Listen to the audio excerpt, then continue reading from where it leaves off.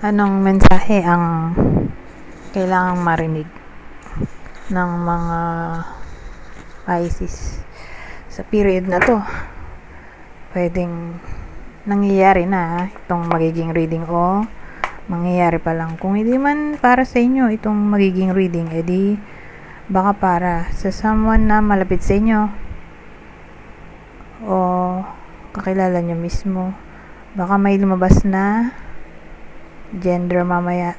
Gawin nyo na lang energy, masculine at feminine energy. Pwede rin naman na huwag nyo nang pansinin ang gender. Hindi ko masasabi kung anong magiging reading, kung positive ba o negative. Depende sa kung anong mapipika pong energy. Walang masama kung papanoorin ang sun, moon at rising sign, kasi baka alin man sa mga yan ay mag-resonate na sa sitwasyon nyo. I-enter ko lang ang aking membership. Baka lang magustuhan nyo. How to join? Pindot lang yung join button dito sa YouTube para malaman ang mga perks na na-offer ko. Anyways, ito yung bida natin. So, probably nanay. So, di-describe ko yung possible tao. Okay? O bida sa kwento na to. Tingnan nyo kung makikilala nyo base sa description. So, kunin nyo lang yung description na sa tingin nyo ay fit sa sitwasyon nyo. Okay? So, yung sabi ko nga kanina, nanay. Kung dito nanay, baka kasal na siya.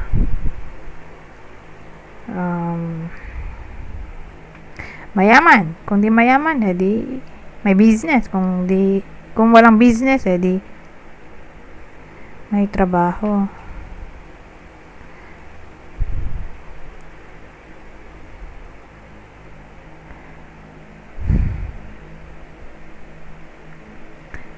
Senior.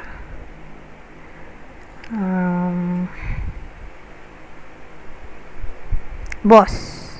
Baka boss ng iba sa inyo to kung di sila mismo yung boss. Pwede rin naman to sa lalaki kung introvert siya. Tatay siya. Pwede nga sa lalaki kung introvert siya. Pero since dalawa yung gender, magkakalituan tayo. So, mamimili ako.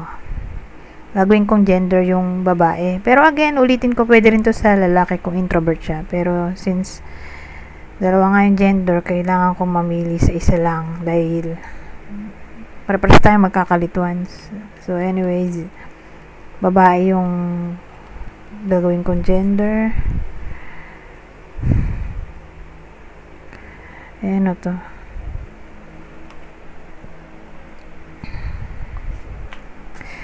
May page of swords tayo.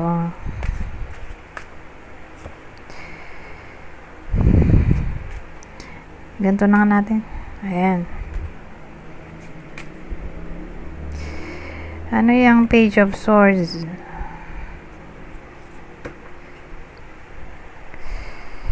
Oh.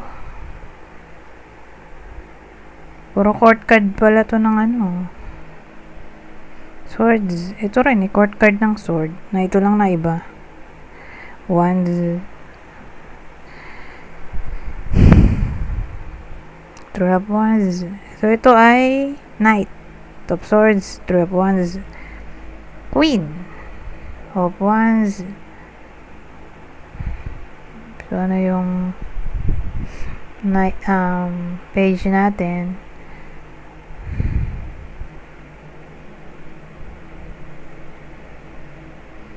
So, may someone na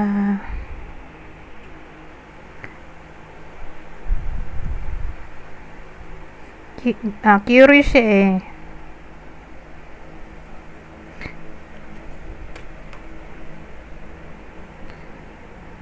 Curious. Ito naman. Sa sobrang curiosity, ayun, hinabol na yung subject ng kanyang curiosity.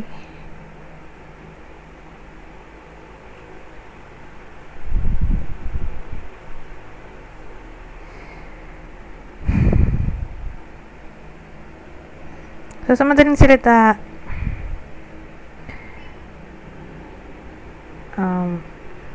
may someone nga na curious ngayon, may 3 of Wands tayo, more like magdidesisyon yan. I mean, 3 na pala to.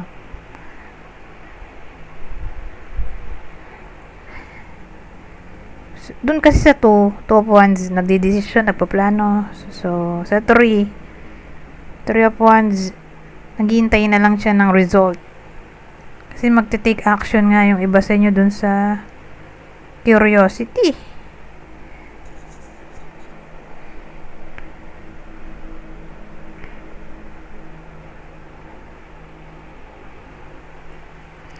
Ito, Queen of Wands natin.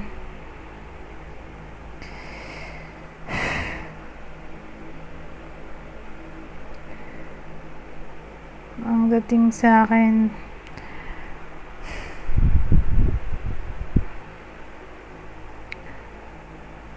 ayaw ng drama na itong taong to. So, kikilos siya ng direct. Walang paligoy-ligoy.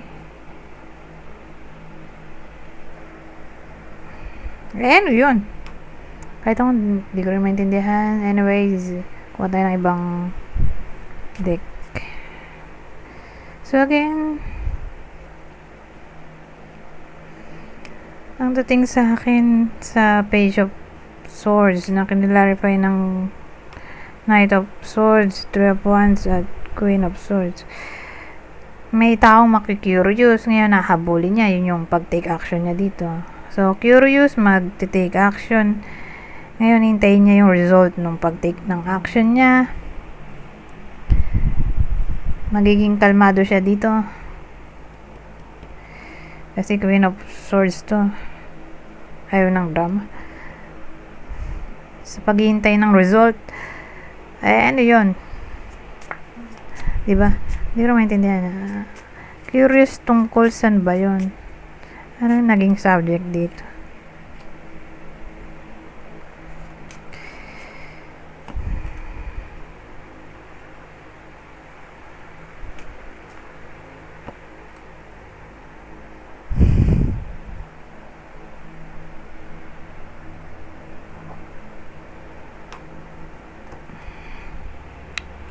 Ano to? Broom? Sheep. Tapos clover.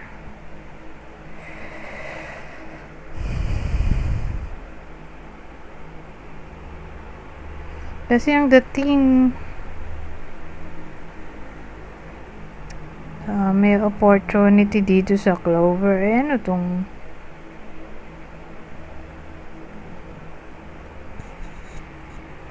whip natin or broom?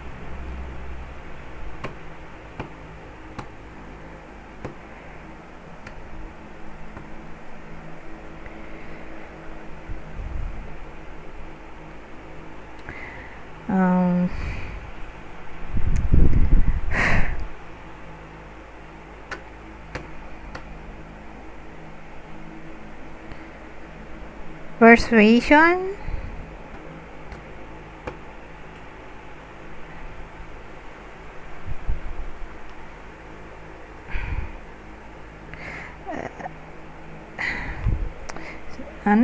Iniisip ko kung love interest ba to napoporma ng iba sa inyo.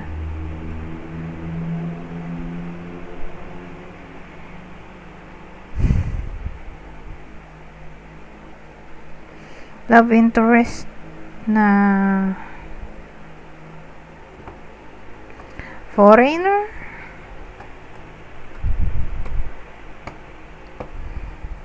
O kung di to foreigner, ay nasa abroad.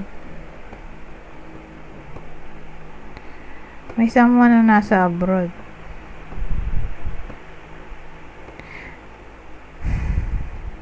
Hindi ko nga lang masabi kung yung bida ba yun. Yung nasa abroad o yung poporman pa lang. Kasi na-curious siya dito sa Page of Page of Swords.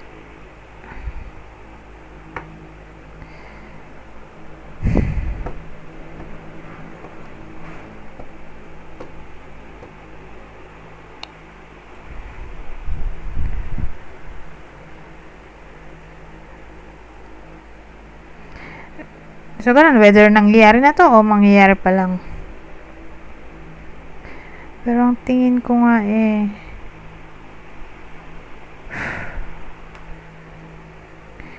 may encounter yung iba sa inyo magiging encounter to or opportunity. Ito naman ay pag-take action or parang ito lang din. Pero sabihin nating continuous yung action kasi nito whip or broom. Nagwawalis, di ba? Pag nagwalis ka naman, hindi lang isang ganun lang, di ba? Maraming beses ka gaganon. Maglilinis. Hindi lang isang motion yung broom, di ba? Isang katerbang motion hanggang sa tanggal yung dumi. So, card siya ng repetition, action, persuasion,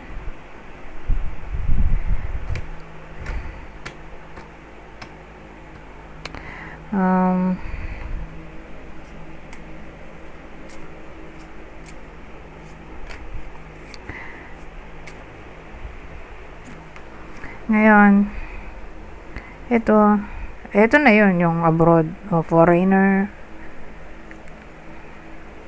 mukhang long distance.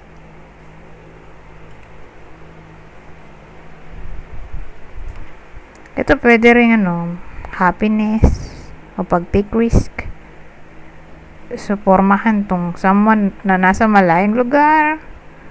Crush siguro to or na-meet online.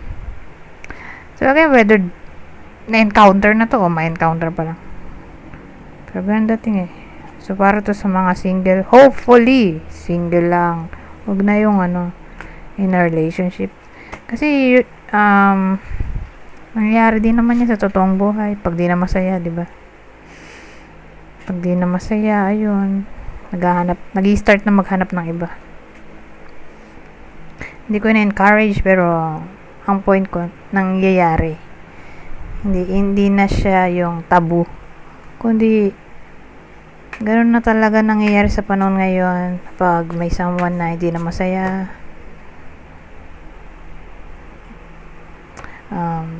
naghanap na ng iba. Agad. Okay? May iba na ganun. Ay! Bakit ko ba ano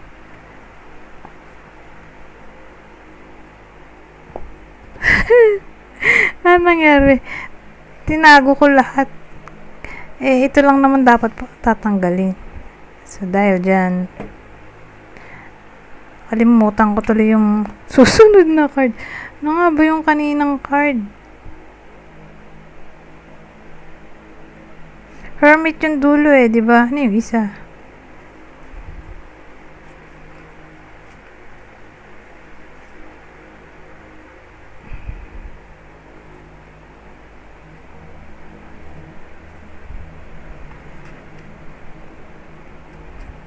O, ayan.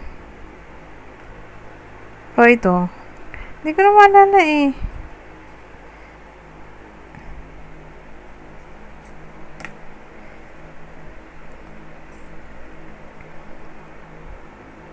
Ito yata.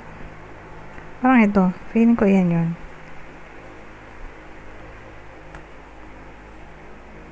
Kasi ito yung clarifier dito sa Page of Swords. Ito. So, tanggalin nga natin din ito. Baka maulit pa yan.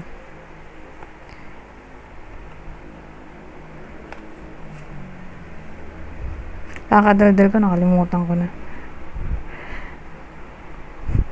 Pag kasi nagligpit ako, linis na lahat. Ay, nawala sa isip ko na ito lang pala yun. Kinalarify natin. Kala ko nasa ending na ako eh.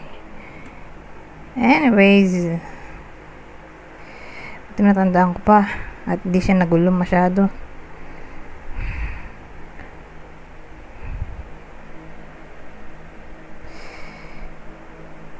Eto, may tayo, Ace of Swords na pwedeng may kinalaman sa clarity, communication. Tingnan natin anong meaning nito. Eto nga pala. Itong part na to nalinis ko na rin to eh. Ano nga ba yung ginamit ko dito? Matanggal na. Itong tatlo. Para hindi umulit.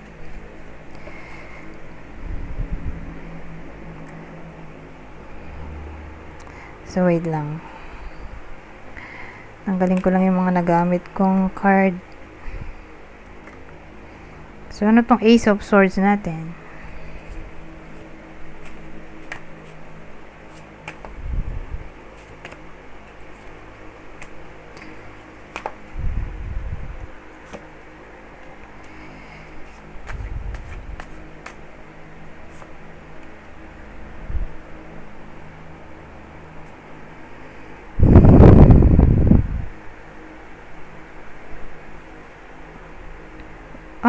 Magiging victory na tong Ace of Swords natin. Victory sa paghihintay. Kaya lang, dalawang court card to. Pero, pare silang wands.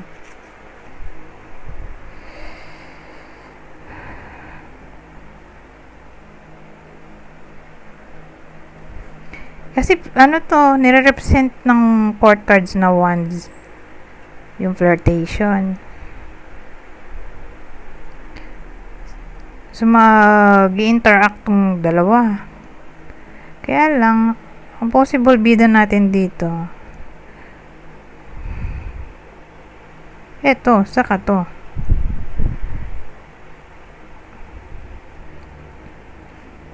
So, yung babae, mas matanda dun sa lalaki. Yan na yung teka. Oo nga. May impress tayo, diba?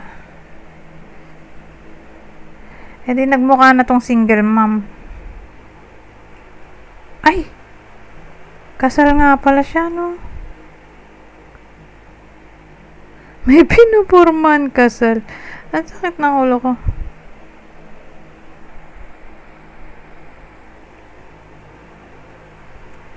Alamin natin kung single mom ba to o single dad, diba, para mas klaro.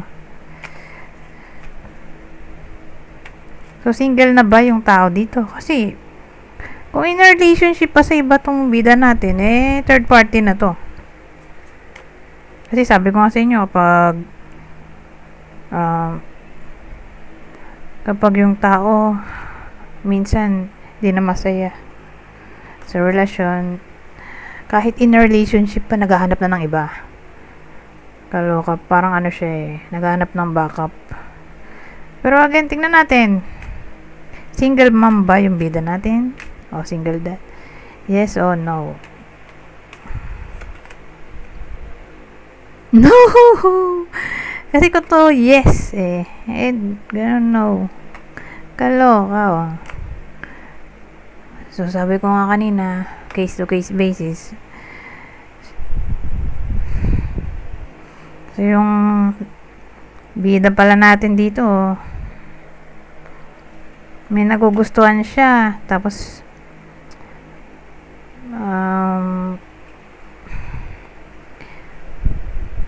either siya na yung pusang pumorma dun sa crush niya, or may pumorma sa kanya, tapos type niya rin. So, although in a relationship na siya sa iba,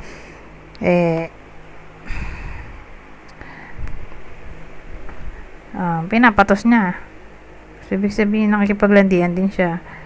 Kasi, nagmukha na tong flirtationship. So, okay, mas matanda yung babae dito sa lalaki.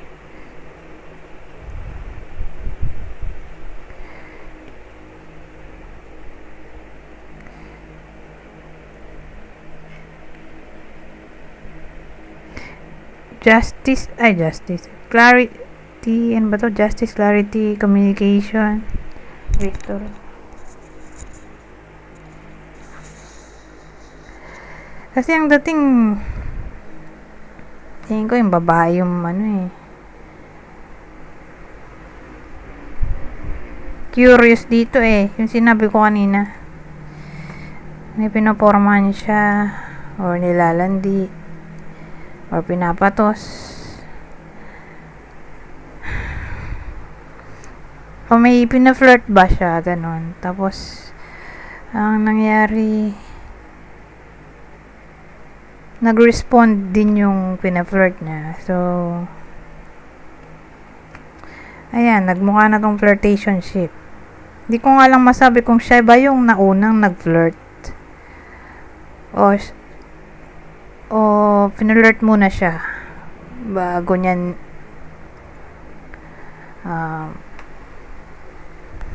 bago siya nag-respond.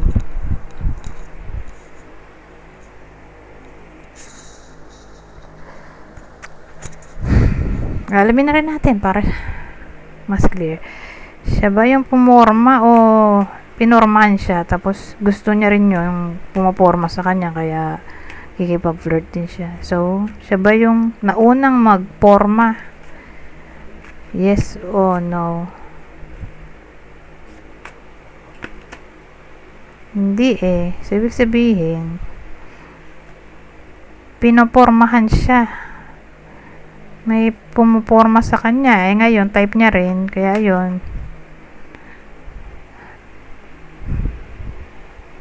Nag-respond din siya dun sa pag-flirt sa kanya nung other person.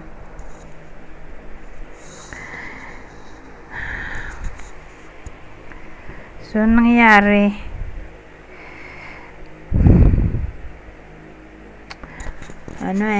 tawag dito, di ba komplikado?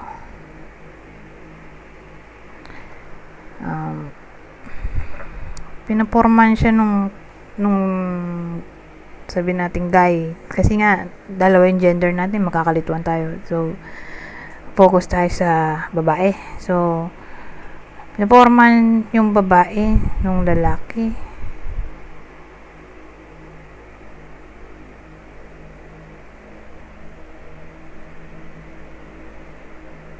Kahit na in relationship na siya sa iba, yung babae.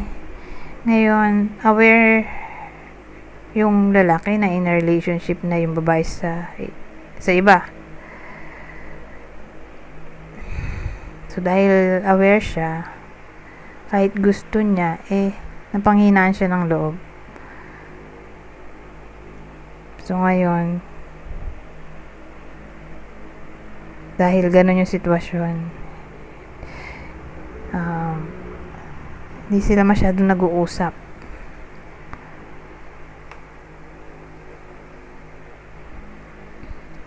Saka pwede rin na kaya medyo alanganin in a way na hindi masyadong pinipursue nung lalaki yung babae, kasi nga alam niya sa sarili niya na may sabit Pero again, yung babae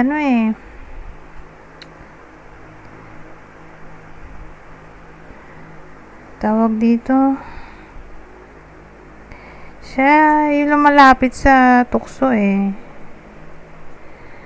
So, kung sabihin nating dumalayo na yung lalaki, siya yung sumusugod.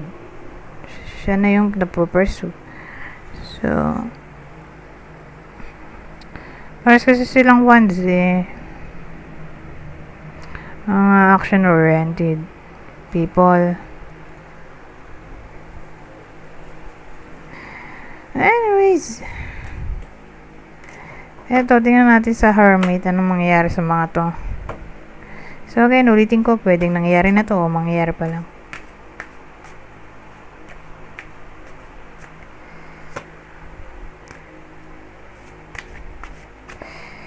So, itong The Hermit,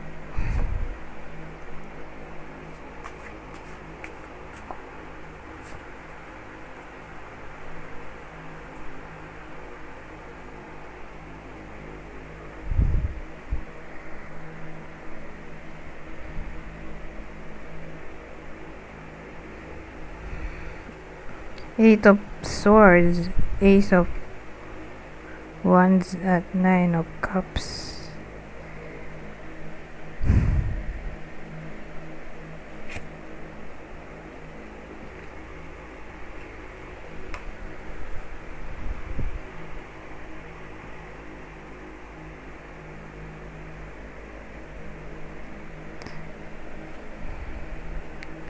So, ito, feeling trap, no? Pero wait lang. Paano natin ididikit? Paano natin ididikit sa The Hermit? Kasi, yung Hermit, sabihin natin, may contemplation na maaaring mangyari. Kasi solitude din naman to. Gusto mapag-isa. So, may contemplation na maaaring mangyari kasi nga may feeling trapped.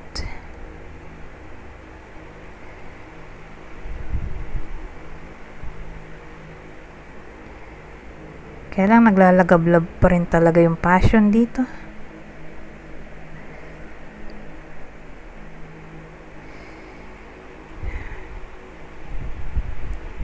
Ito, Nine of Cups natin. Nagmukha siyang Eight of Cups na nagpa-fantasize. Pero ito ay wish come true, di ba? Pag Nine of Cups na. Kasi dito parang nag-imagine pa lang siya ng wish niya.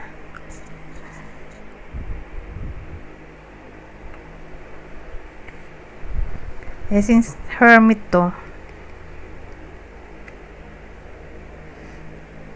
ang dating sa akin, ito type nung babae yung lalaki. Kaya may wish come true dito. Yun talaga type niya. Wish niya, eto, passion o last doon sa lalaki. Kaya lang di pwede dahil may naglilimit sa kanya. Tingnan nyo, natabunan na yung pusa dito ng sanga.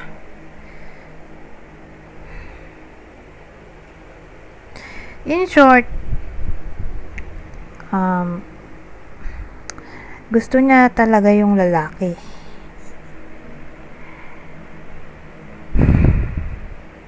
Kaya lang may sabit nga at hindi pwede.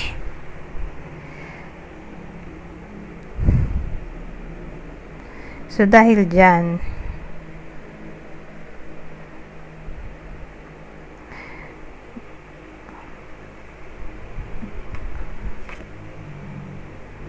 hindi niya alam gagawin niya.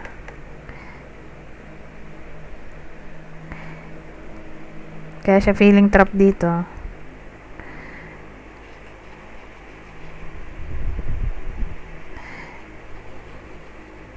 Ang end card kasi natin siya nag-iisip-isip. Wala siyang gagawin. In short, kasi kahit dito, feeling trapped. Hindi niya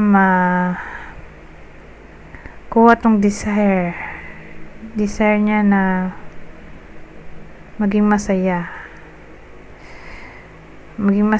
in a way na iwan yung pamilya niya para dito sa crush niya. Diyos ko po.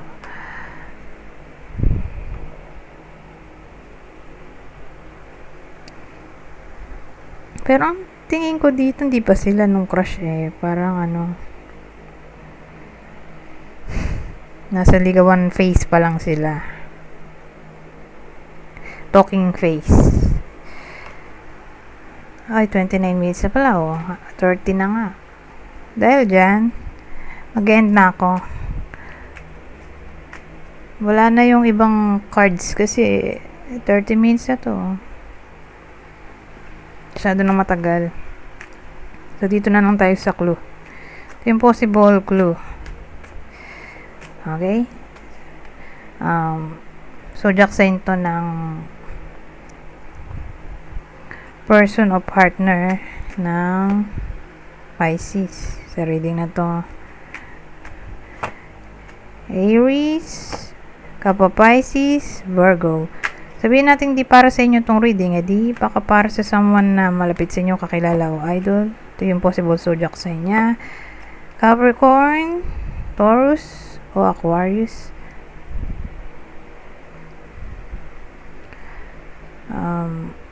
Dito naman sa part na to, same instruction. Kung di man para sa inyo tong clue dito, di baka para sa person nyo, kakilala o idol. Kunin nyo lang yung clue na sa tingin nyo ay fit sa sitwasyon nyo. So may someone na may dark skin o moreno, may team, alin man dun.